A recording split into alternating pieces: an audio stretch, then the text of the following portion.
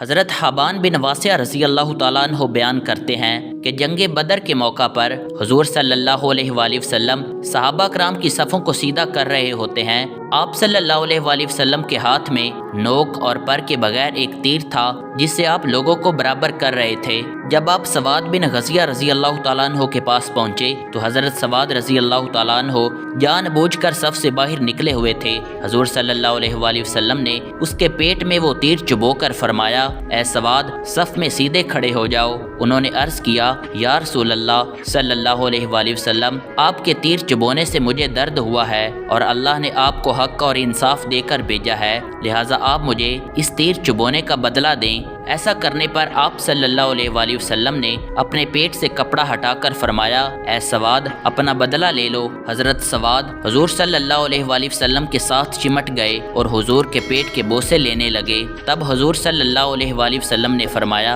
اے سواد تم نے ایسا کیوں کیا؟ تو حضرت سواد رضی اللہ تعالیٰ عنہ نے کہا، یا رسول اللہ صلی اللہ علیہ وآلہ وسلم، آپ دیکھ ہی رہے ہیں کہ جنگ کرنے کا موقع آ گیا ہے، شاید میں اس جنگ میں شہید ہو جاؤں، تو میں نے چاہا کہ میری اور آپ صلی اللہ علیہ وآلہ وسلم کی آخری ملاقات اس طرح ہو کہ میری کھال آپ صلی اللہ علیہ وآلہ وسلم کی کھال سے مل جائے۔ حضرت سواد رضی اللہ تعالیٰ عنہ کی اس قدر محبت دیکھ کر آپ صلی اللہ علیہ وآلہ وسلم نے ان کے لیے دعائے خیر فرمائی۔ سبحان اللہ۔ دوستو ویڈیو اچھی لگے تو کمنٹ میں ایک بار سبحان اللہ ضرور لکھیے۔